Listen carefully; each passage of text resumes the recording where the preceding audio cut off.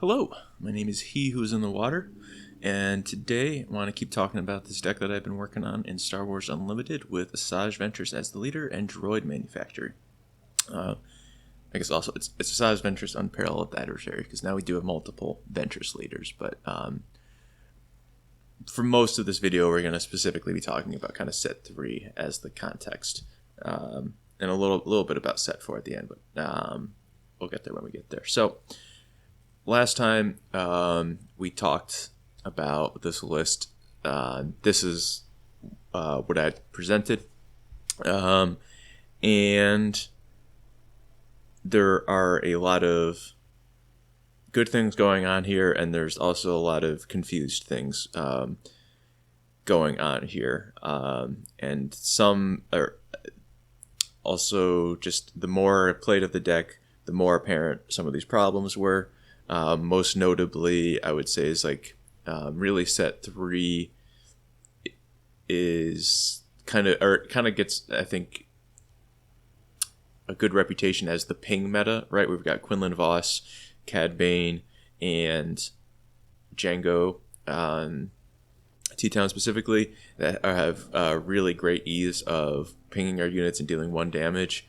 And in general, this strategy is kind of resilient to a ping plus Tarkin Town, because we're not investing a ton in larger units, and so we're more okay with that. But specifically units like B1 Security Team and Greedo are like really bad to just get pinged for no value, essentially.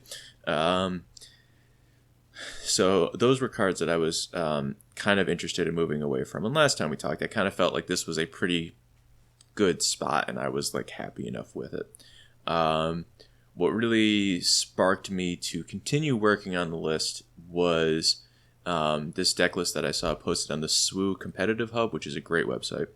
And this was from the Take the Initiative League, I think, which is something they do on Tabletop Simulator. And this was by a player named Beton, B-E-T-O-N, Beton, I don't know. And so this is a Dooku yellow list. Interesting enough, this is the only Dooku list posted on SWU Competitive Hub, which is pretty cool too. So like this is the only time anybody's found real competitive success with Dooku. But what really struck me about looking at this list is its use of Triple Dark Raid as more of a control tool. And you get access to some 5-drop vehicles that are pretty good to pin off of it with Geonosis Patrol Fighter and Patrolling AAT. You also get to kind of live the dream with Reinforcement Walker as a top-end threat to dump into play. So seeing Triple Dark Raid here was really interesting to me. And granted, I saw this like end of December, beginning of January, and so that really sparked me to be like, hey, I should try putting Triple Dark Raid into the Ventress deck, because that's a really good event. It's probably just one of the best cards in the game right now. So in retrospect, it's kind of like, well, duh, why don't you try putting one of the best events in your aggro deck with a leader that cares about events being played? And well, it is in hindsight it does seem obvious, but in practice, it is seeing a list like this utilize it in a different way than like Django T-Town uses it, and that kind of led me down this path of trying to envision that. And the list, I did go through a couple iterations trying out some different cards, but this was really the spark for it and led me to this list right here, which I played at in essentially this form or slightly different. I played 3 different Planetary Qualifiers with this list, and so there's a lot going on here in this change. So let's talk about, like, the big thing is that I am implementing Triple Dark Raid, and that means the vehicle count needs to be a lot higher, and it's arguably not even high enough. But from what I showed on the last video, the big ones that we introduced were Mercenary Gunship, Lurking TIE Phantom, and Geonosis Patrol Fighter. I did try out Patrolling AAT for some local events, and that card was pretty underwhelming. I thought it might have been more useful because in my head, like, Patrolling AAT, having Sentinel helps protect Ventress, who's very fragile and also helps protect Cody, but kind of doesn't end up working out that way in practice, I found. And also, by implementing Triple Dark Raid, you just become a weaker ground deck, and so some of those, like Ventress is getting in like one attack, and then you're essentially dying, and that's okay. But you living with that knowledge. So other changes that I made, I have Mercenary Gunship over Confederate Courier. I can really see that going either way. I think I do like Mercenary Gunship more in this iteration, but Confederate Courier is a fine card to play, and we'll talk more about that later. I found that Ryloth Militia in practice was actually just very good and a great trooper to have access to in this deck, particularly over the B1 security team or Greedo. Like that was just ends up feeling like a great cut for the deck. And Cunning was another card that I was pretty interested at going up on. Lurking TIE Phantom was a card that I talked about like trying in the very first couple iterations of this deck, and now I've kind of circled back to being on, where I think trying to punish some of the control decks that have popped up, as well as Millennium Falcon decks being kind of a good way for decks to prey on a space strategy like this. So Lurking TIE and Elite P38 are like ways to kind of manage that. Lurking TIE is not perfect at that role because it has to attack to trade with the Falcon, but it also just like does that while being a serviceable card anyway. And in general, I think we put enough of attacks on Falcons in this strategy that it's like not. It is a card that we're worried about, but like this build has the tools to like really effectively manage that card and work around it. But really, and it's unfortunate that the camera here kind of chops it off a little bit, but the card that ties the room together here is Geonosis Patrol Fighter.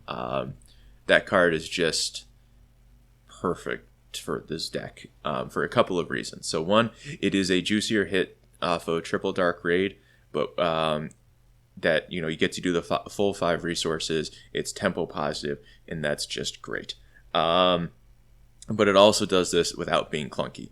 I played some events with Django Tarkentown, and I hate that deck with a passion because it is so awful sometimes because you just draw like multiple Raiders and multiple Fire Sprays, and your hand does nothing for like so many turns. And if you like Triple Dark without 4 resources up, then it's like not even that good to hit. But in this deck, we're like actually okay with it. Like we are never paying more than 3 for Triple Dark Raid, and we're getting extra damage out of it because of the Ventress ability, because she's usually dead by the time you're Triple Dark Raiding. So it's just like really good to push damage in over the edge, which was something I relied on the doorstep a lot for an earlier builds, and so we get to kind of like lean off of on the doorstep with access to Triple Dark Raid. So we still have a lot of reach, but it's not all as fragile as on the doorstep is, but this card's still like useful. Doorstep is still like useful enough, but Triple Dark Raid is really like the marquee card here, and that's like not surprising. It's like the best villainy card in the game right now. Maybe that's a stretch. You know what I'm talking about. It's a very good card, and so like the decision to incorporate it here is like not. But it's not insanely exciting, but like the way that we do it is very different from the Django lists. So yeah, we're not trying to like go over the top of mid-range decks with it. We're just trying to use it to push in little bits of damage. Because that's also like one of the issues I have with Django Tarkentown is like when you use 4 resources or use it on the 4 resource turn to try to like hit one of your big units off of it. If you don't hit, then you just have 1 resource that gets unspent and you don't develop your board that meaningfully, and it's just atrocious. Triple Dark is extremely consistent. Not extremely, because I actually whiffed twice during the last event with it. The vehicle count is a little low here for what I'd like, and that's something I probably want to fix in the future. But like your Triple Dark Raids are a very consistent game piece for you. it's really hard in Django Tarkentown to be like, how does Fire Spray work versus how does 7th Fleet Defender work here versus how does Ruthless Raider here work? Like, and you don't get to have that knowledge a lot of time, and it's like difficult to make those best decisions, and often they're at odds with each other, which makes the deck very clunky. But here it's just like, I'm going to put something into play, I'm going to attack for 4 damage, and maybe do something. And that's a much easier piece to like reconcile as part of your game plan. So I kind of sidetracked myself there from talking about Geonosis Patrol Fighter. But so we have all of these vehicles that we want to play for Triple Dark Raid, and many of the good ones in aspect for this deck are at 3 cost. So that's where we have this lineup of Elite P-38, Lurking TIE Phantom, Magna Guard Wing Leader, which are just fine cards. But so now that we incorporate that like 3 is a really important number for our deck, a kind of curve that we can start to establish is going 2-drop on turn 1, 3-drop on turn 3, or on turn 2, and then on turn 3 we can deploy and then go 3-drop and use that extra resource for Geonosis Patrol Fighter, then exploit the 2 Droid Manufactory tokens. And that's a really great way to get good value out of Droid Manufactory that's not General Tag. Because General Tag is still kind of just like the best card in this deck, but you don't always draw it. And so Geonosis Patrol Fighter is a great way to use those resources really effectively. And you're doing this on the third turn of the game, the 4 resource turn. So if you're like exploiting out a Geonosis Patrol Fighter, you probably have a good access to do something that way. And Geonosis Patrol Fighter is also really important at giving this deck a favorable, if not close, matchup versus Han 1 Yellow, because it opens up a lot of your draws, because you can very easily go like a turn 1 play, you don't care about it, your opponent goes activate Han, put a resource into play, you claim, then they put their 3-drop into play, you start the second turn of the game with the initiative, you just sack your dude, you don't care about it, put Geonosis Patrol Fighter into play, and you bounce their thing back to hand, and you've escaped the first turn versus Han without being really far behind. And that's just something that not a lot of decks can do effectively, and you have a board at that time too. You have this Patrol Fighter in play, so it's like the opening sequence that allows you, in addition to being like a space deck that like can pressure Han relatively effectively now, is just a powerful sequence that you get to access that not a lot of other decks get to do in that way, and be applying pressure at the same time. So another card that I cut was Hotshot Blaster, which is really good.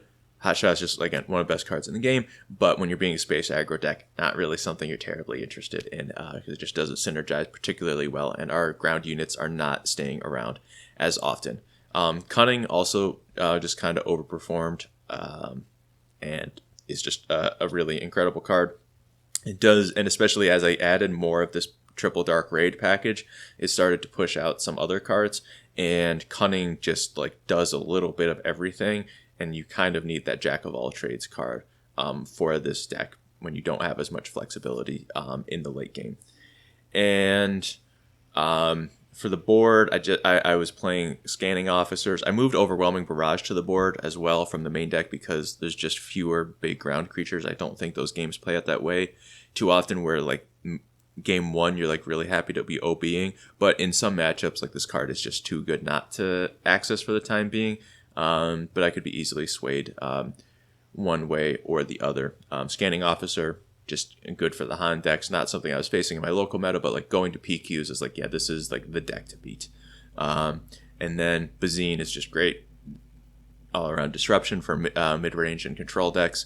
And Unmasking the Conspiracy is just an additional card to try and remove particularly problematic cards like opposing Overwhelming Barrages, opposing Lieutenant Childson's, things, or Snoke's being another big one, although we kind of try to have the game over with by the time Snoke comes into play, but versus like Kira and Krennic ECL, it's like not something you get to like do as easily. So but yeah, so Unmasking the Conspiracy, kind of a bad card, but also like when we're just like playing to the board so quickly, it does it is kind of, I think, just the best discard spell to play at this time. I tested Spark of Rebellion in a similar spot, and I think 4 is just too much worse. And when we're boarding in Unmasking the Conspiracy, we're also tending to board in Bazines, so you can like play out of your resource row a little bit more, and then there's some like good synergy there. But yeah, that's kind of the deck. I don't think there's any other like really significant changes from those earlier iterations. So how did I do at these events? So I played 3 PQs. First one I played was in Rochester, New York at the Millennium Games at the beginning of January. And I came up with this list like at the beginning of this week. So it was like very much untested going into this. So I was like stoked to go 3-3. I also started off 2-0 in that event. So it was like really cool to like have some hype going into it. And let me tell you, it does wonders for your self-esteem when you like play a weird deck and people are like watching your games and like you're doing cool stuff, and like yeah, it was really cool. It was a great experience. I was pretty pleased with this. And then a month later or so, I played at my local PQ in Clifton Park at Flipside Games. I went 2-4 in that one, which is not great, but also like playing a rogue deck like this, you can't really be upset about that. And I was large. Some matchups I was competitive in, some I was not. So it's which is kind of a understandable position for such an aggro deck like this to be in. And then at the this was on February 15th, so not too long ago, I played at the Tabletop Gaming Center PQ in Connecticut, and I went 4-3 at that one. I was stoked. I was like I finished 35th out of 112 players with Asajj Ventress Droid Manufactory. I was so excited about that. It was so cool. And I got to play versus very good players on very good decks and beat them convincingly. And also got myself beaten convincingly. But like it was, I think my play was good, the execution was good, and the meta was somewhat appropriate for what I was trying to play into. So that was really cool. So overall, I ended up with a 9-10 record. And that may sound not good to you. Like, Will, why are you talking about a deck that you went sub 50% with? And like, yeah, it's not. I've not broken the meta. I have not like shattered anything. But like, this is a really unique deck and a unique strategy, and I think that justifies talking about it, because there are some like lessons to be learned here that can be useful in the future, or just like good insights about deck building. I think as I talk about the process, there's like, I think a lot to be learned from that. And particularly at these events, like these matchups that I played were real decks, and I got real experience with this. So like, I don't feel for what it is right now, like I'm going to the most competitive events that I can, and I am competing, and that warrants talking about too. Things that I did learn, the Palp 1 yellow matchup is chef's kiss. Wonderful. You love to see it. You just eat them alive because you're playing an aggro deck. You are very effective at answering their plays, because Overwhelming Barrage is going to be their big way to catch up, and you just have like a Waylay and Cunning to bounce their big things, or like just if they have to tap out for something big to set up an OB on the next turn, you also just can like use your brain and say, okay, I'm going to sacrifice some damage now to kill like the maul that they just tapped out for, and then in the following turn you're going to be much better set up and have a slightly smaller board. But like then Vader is harder to use for them to stabilize the board. Change of Heart's just kind of an embarrassing card for them against us. Han 1 yellow, I do think I went 2-1 in that matchup. I played it 3 times in a row at the Connecticut PQ, and I beat good players from like McClunky on it. So I did feel like I was, I appropriately like constructed a deck that can beat that, because we pressure them in space, but we don't forget about the ground either. That's a crucial part here, is that like we're doing stuff in space, and they have to like need to find their Falcons and invest a lot of resources in keeping the Falcon running in space while we do that. And then Ventress can just kind of show up and do a lot of work on the ground.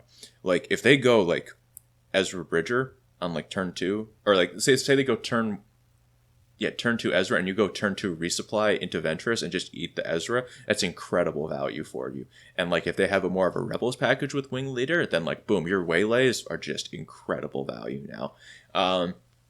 And yeah, so you do pressure in space, but like it's also just such low investment for you to, on the flip turn, you just go Ventress, and then 2-drop Trooper, General Tag, get 3 things, and okay, yeah, you've got all this space going on, but now they have to like come up with a quick plan to try to stop all of this ground damage from coming in, and you can get a ton of chip damage in the meanwhile on that. So there is a real strength here of being a space aggro deck that also like very effectively contests the ground arena, or at least threatens them, so you can't just ignore it.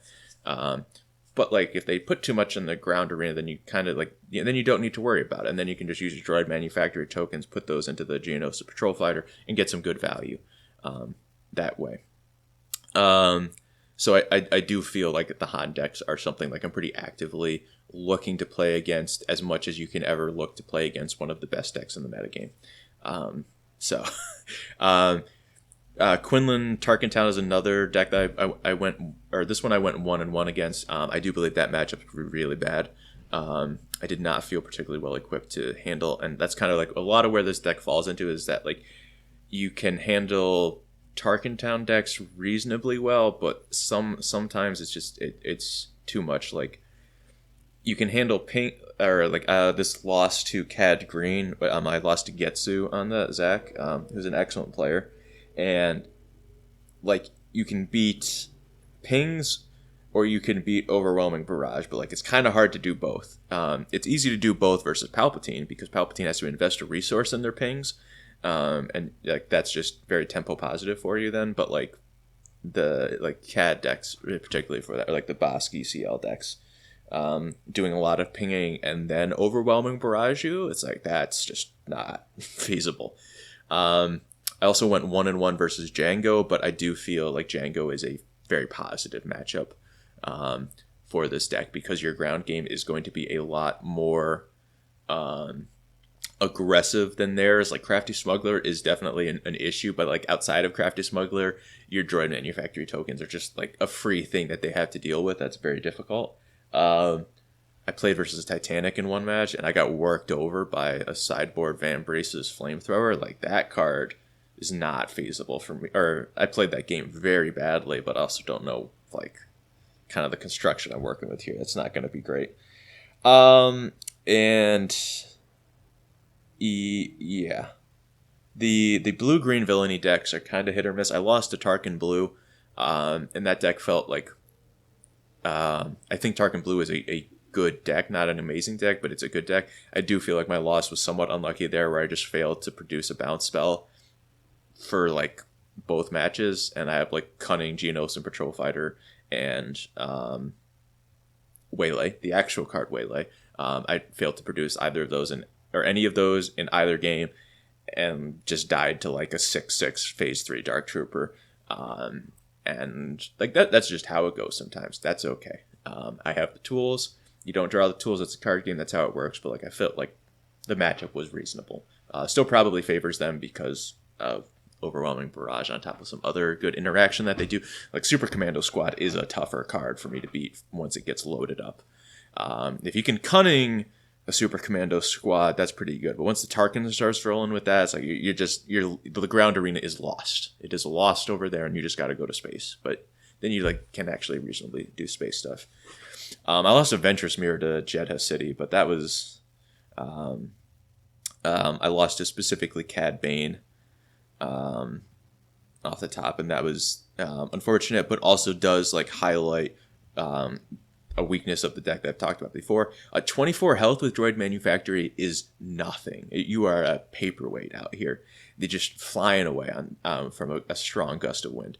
Like I was at 10 health, and Aaron played, or good friend Aaron played the Cad Bane, cleared my board that was presenting lethal to him, and then I just lost because I was at 10 health. I had no way to deploy enough units in the next 2 turns to kill it, to deal the 7 damage to Cad Bane on the ground. So I just died because like I couldn't kill it, or it was going to get in 2 attacks guaranteed if he just went claim. And I just failed to produce a waylay or anything in the meanwhile. So that was rough. But also certainly like losing to Cad Green, that does also illustrate like Cad Bane unit is a big problem for this deck. And one that I don't know if I'm particularly well equipped to deal with, because bringing in Bazines is very easy versus those decks, but like unmasking the Conspiracy versus those kinds of decks is like I don't know if I want to be doing that. That's a lot. So yeah, that's kind of good for this slide, talking about the matchups. So and this part kind of blurs together where it's like talking about the general strengths and weaknesses of the deck.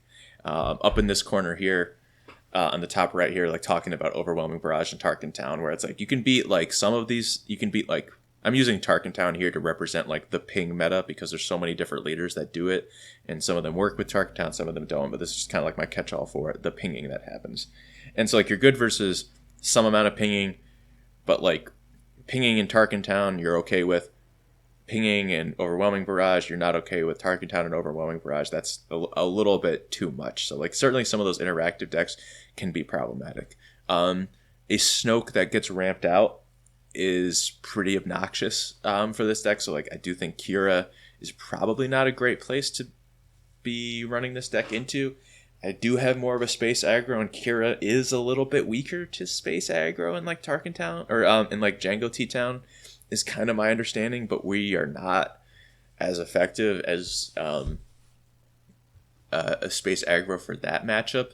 Although you do have some benefit of like, okay, you're not playing like 6 drops like Fet's Fire Spray versus the power of the Dark Side deck. So like you don't get blown out by the removal as much, but like you kind of get blown out by them just like playing units.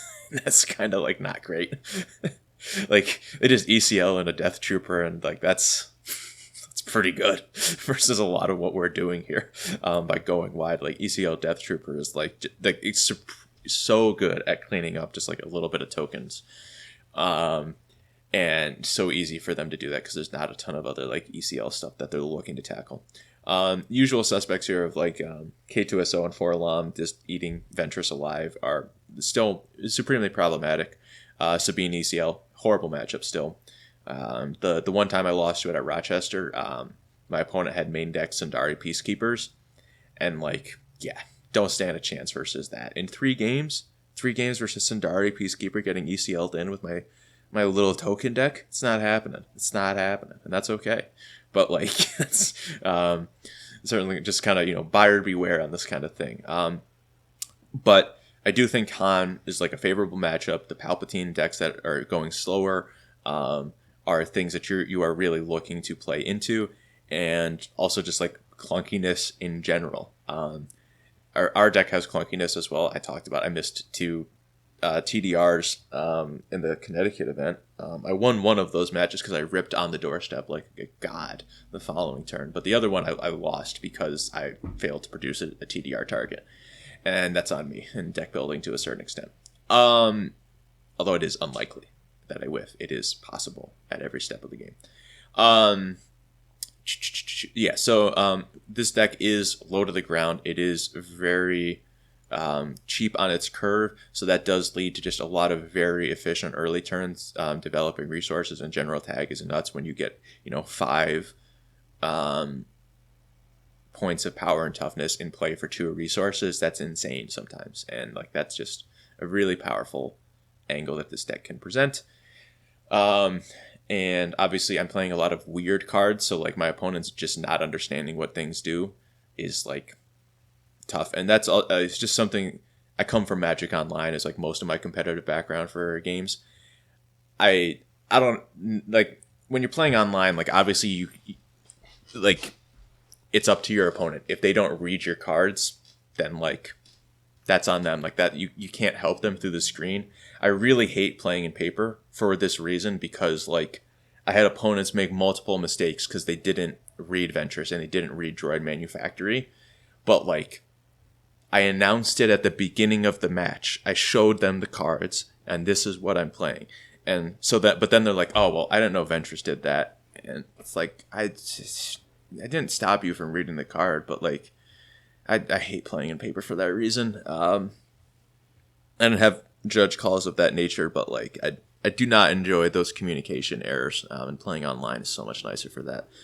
Or just playing like lower. It's tough because like these were competitive events too. Like the local stuff, it's like, all right, you played into Ventress, like take it back if you want, whatever. I'm not that worried about it. But at the PQs, it's like, yeah, we're not doing takesies backsies, okay?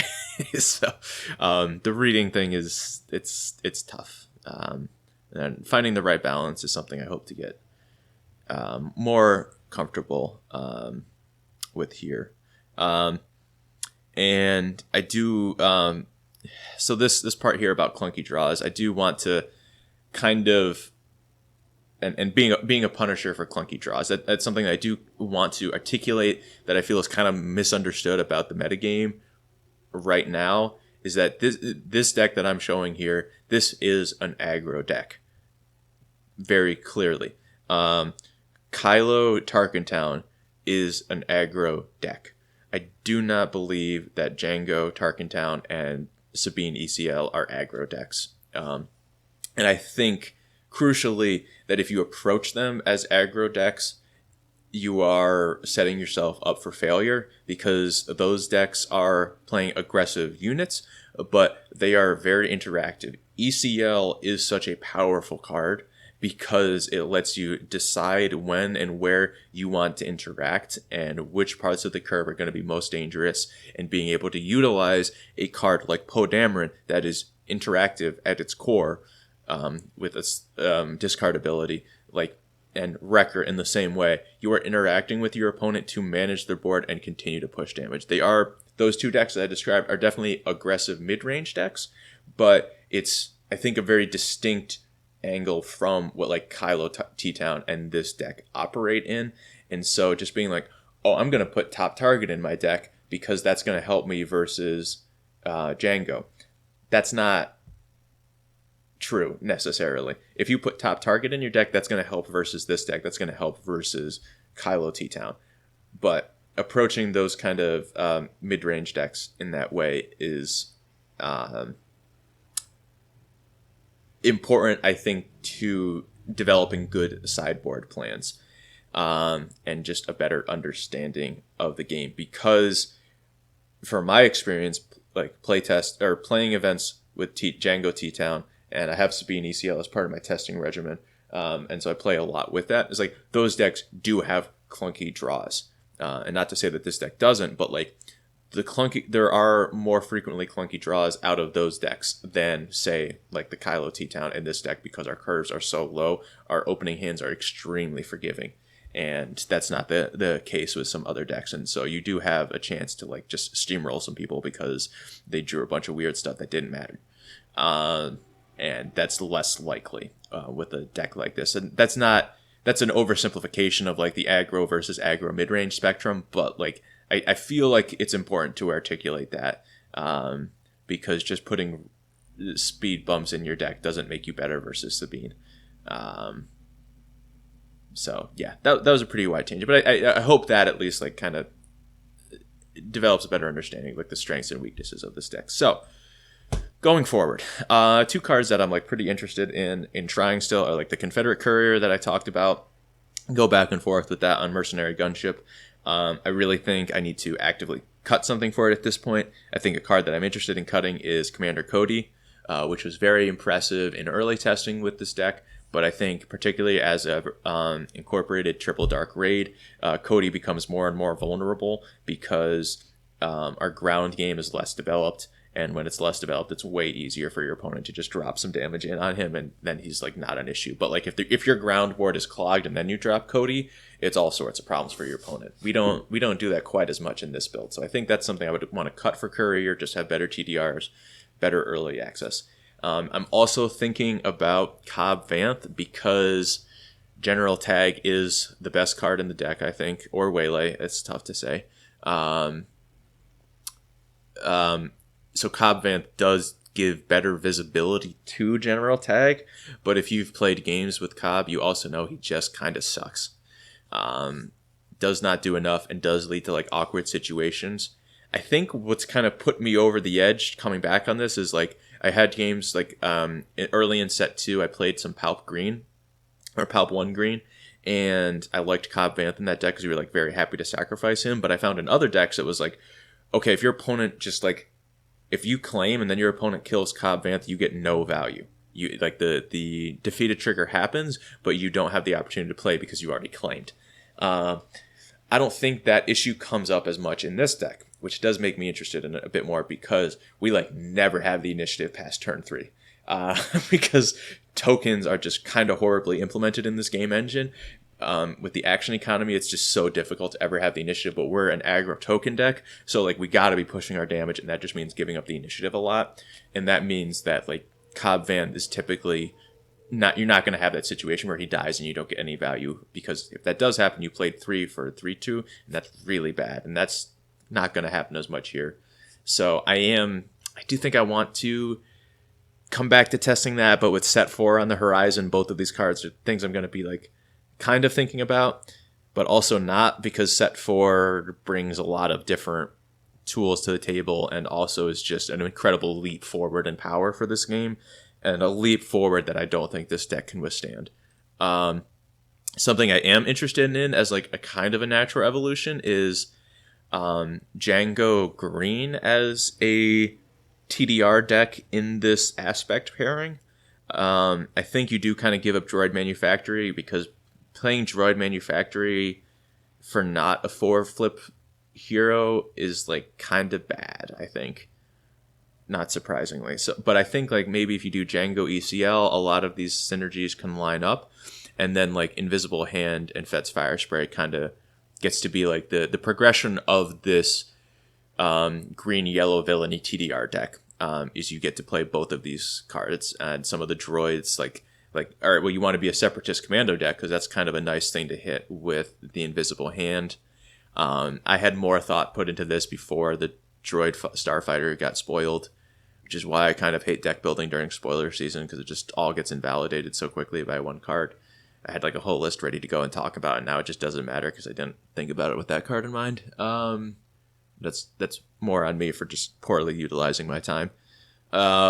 But I do think this could be like an interesting area to explore, and not just have TDR be a Django red thing, but like we can do Django green. Like Invisible Hand's pretty powerful to get off of that. And I also think the general card quality is going to be going up. So like a Ventress TDR deck, as I mentioned, Cunning is one of the best cards. To move in a way to pay 4 mana for Cunning would be tremendous. So going double yellow Ventress TDR is kind of what I would be hoping to do. And the big card that enables this is Invincible. I think this card, if I understand the rules correctly, means that you can just TDR for 3, get this.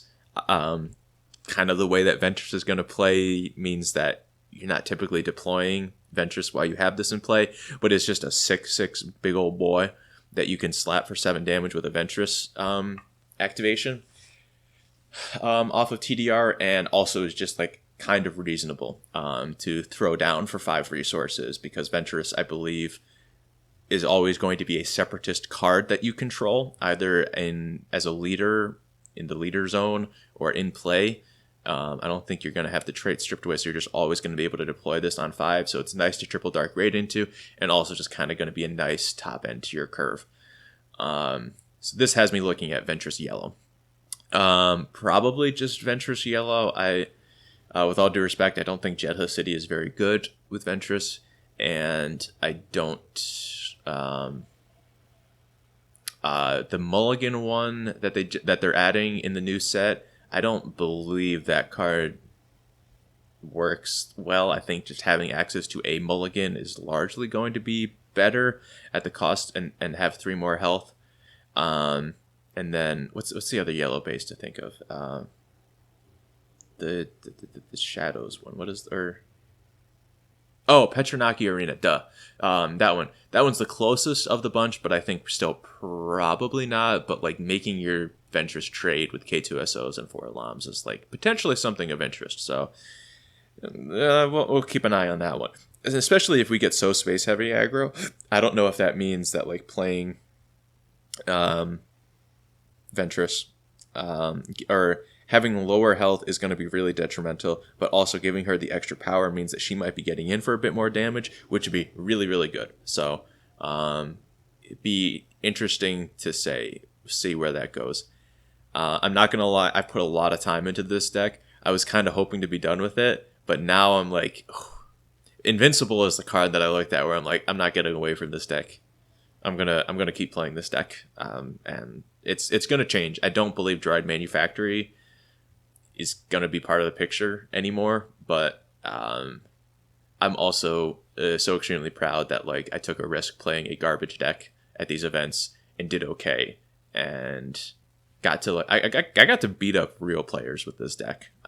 So it's been a good experience. So let me just let's go back. I have the end slide to talk about there. It probably makes more sense just to have the deck list up that we've been talking about. That's a weird like structural thing with how I make these videos. I'm not sure how to improve that, where it's like I want to have these slides talking about different things, but like I'm also kind of counting on you as a viewer to internalize the list as we go through this discussion, and wanting to refer back to it at several points would be nice, but then it's like deck lists are like very large to display, and I play weird cards, so having some of these text is here, so maybe find a better display and I could like just kind of keep it up on the side throughout the video. That would be nice, actually. I should do that. Yeah, maybe just have more of like a text listing on the side. Thinking out loud here, but trying to improve this as well, because there's certainly room for improvement. But I like looking at the pictures. Having pictures of the cards are pretty, so whatever. Yeah, so I am pleased with where this list turned out. Like I am really happy that I got to like Ryloth Militia some people, and that card was good. I'm really happy that I got to On the Doorstep some people, and it was good. It's the cards that card's not good in Django. I see Django players playing it. Don't do that. It's not good. It's barely good enough in this deck, and we are like way more on synergy for it. If your Django leader is not like flipped and in play, On the Doorstep is really subpar, because only getting like one exhaust out of it, and that being your whole turn, is like so much of your deck already does that. It's really just not that useful. And if you have Django leader in play, then like most of your cards are good, so playing for like that specific moment, I don't really buy it. But I am also just kind of a hater of the Django deck in general, so it is what it is. But yeah, so I do think there's still some room for improvement here, but I'm also kind of like the end of last video. I'm pretty happy with where this turned out. I got to play some really unique games with it. Develop some synergies that were kind of underutilized. Like I don't really think Droid Manufactory, Geonosis, and Patrol Fighter is something that other folks have done a ton with, but I think in this particular build with such a heavy emphasis on 3-drops, it just really works out beautifully in practice. And cool that I got to explore that synergy, and something that you may want to keep an eye out for in the future. And that's like it does highlight, again, the strength of this deck, similar to what like when I learned about Rebels in set 1, the Sabine ECL deck back then, how it was like being able to play to space and the ground at the same time.